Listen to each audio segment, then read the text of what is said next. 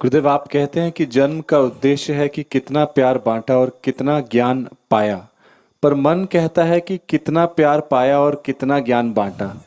हाँ, ये दुख का रास्ता है। दुख की फार्मूला है। हमको कितना प्यार मिला, हमने कितना ज्ञान बांटा। ठीक है, वो नहीं, कोई ज्ञान लेने वाला ही नहीं। तुम बांटने के लिए तैयार बैठे हो, सबको सलाह देने के लिए तैयार बैठे हो, चौकट मार के बैठे हो, आ जाओ आ जाओ, मैं तुमको सलाह देता हूँ कैसे जीना। कोई सुनने के लिए तैयार नहीं है।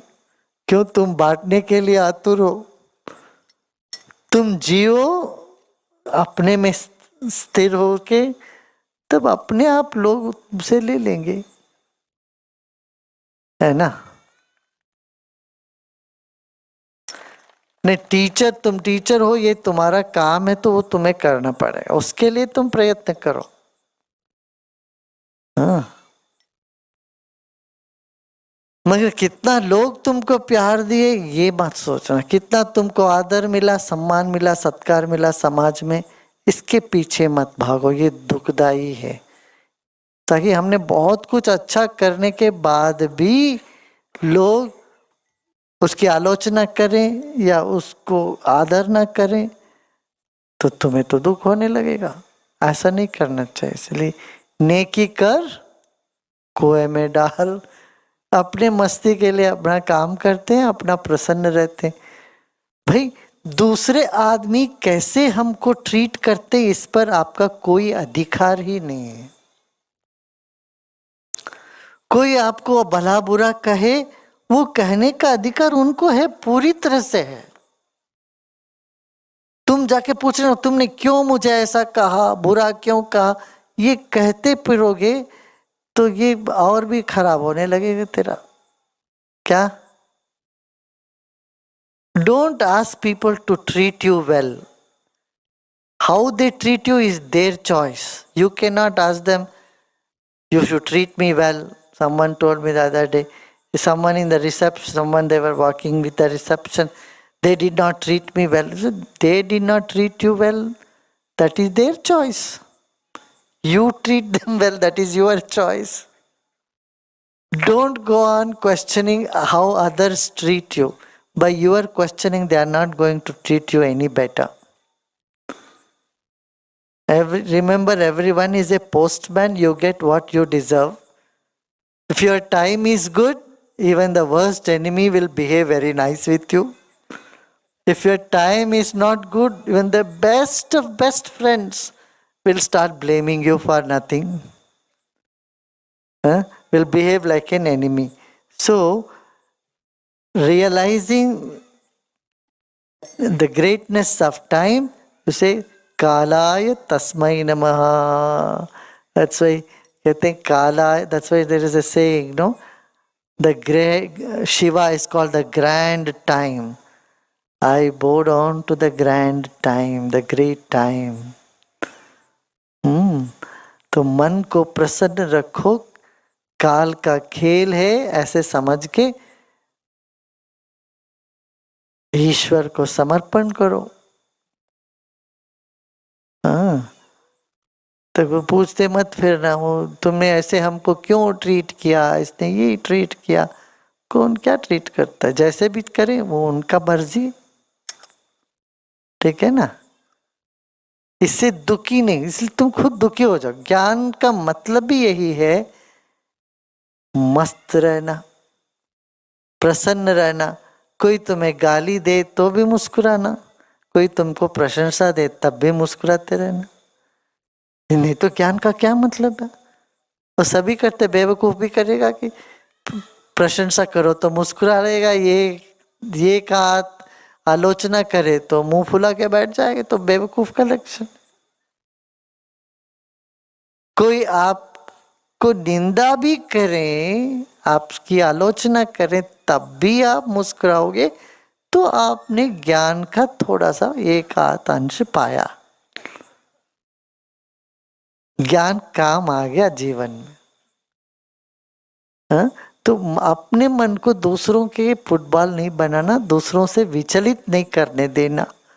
यही तो सार है, यही है ना। और ये हो रहा है कि नहीं? बताओ कितने लोगों के जीवन में हो रहा है ये बात, घट रही है, अपने आप घट रही।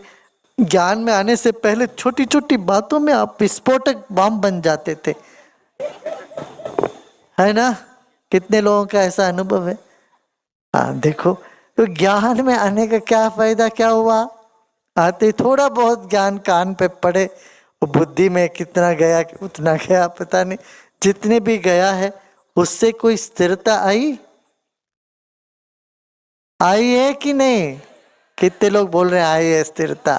हाथ उठा के बताओ। हाँ, तब तो तर गए भाई काम बन गया, गाड़ी में बैठ गए तब तो वो धीरे धीरे फिर वो पूरा ऐसी हालत होगी कि जैसे बस कोई छीन नहीं सकता आपकी मुस्कान को। ऑलरेडी ऐसा अनुभव कितने लोगों को हो रहा है। कुछ साल के बाद आप कुछ भी हो तो आपकी मन की प्रसन्नता बनी रहती, कोई छीन नहीं सकता अपना मुस्कान। तो इससे क्या बुद्धि तीक्ष्ण होती है, हमारा हृदय कोमल रहता है, बुद्धि तीक्ष्ण होता है। नहीं तो क्या, थोड़ा सा कुछ हो, ज्ञान ना हो तो आपका हृदय कठोर हो जाता है, कठोर हो जाता है ना, पत्थर जैसे हो जाता है, कुछ अच्छा नहीं लगता, कोई अपने नहीं लगते, कोई कुछ भी बोले तो हमको बुराई लगने लगता है, कोई आपकी प्रशंसा भी करे तो लगता है ये तो हमको देखो टॉन्ट कर रहे हैं, क्या हमारी मजाक उड़ा रहे हैं, यही भाव आता है। ये तनाव का लक्षण है। क्या तनाव का लक्षण यही है, कहीं उनको अच्छा दिखता ही नहीं है, सब में गलत ही दिखता है।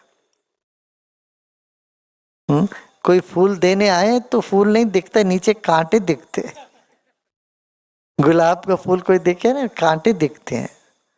तो ये तनाव का ये लक्षण है, सब जगह शक, सब में भयमी, सोचते रहना everybody is out to get me. कई बार मुझे कुछ लोग आके दर्शन लेने में बोलते हैं people are out to get me, मुझे दया आती है, अरे किसको फुर्सत है, what is that they want to get out of you?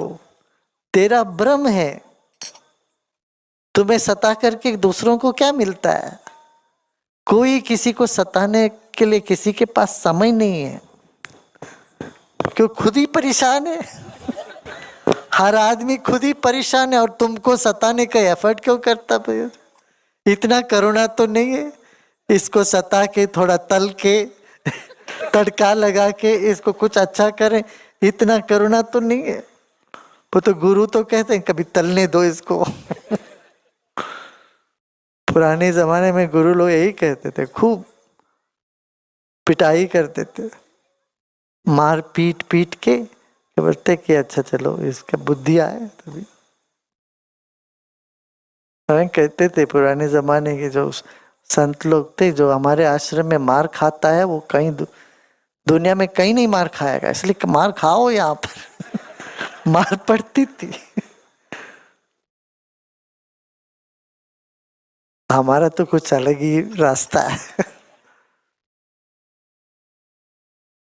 तो जरा जाके देखो, कोई तुम्हारे पीछे नहीं पड़े हाथ धो के, किसी को तुम्हारे ऊपर द्वेष नहीं है।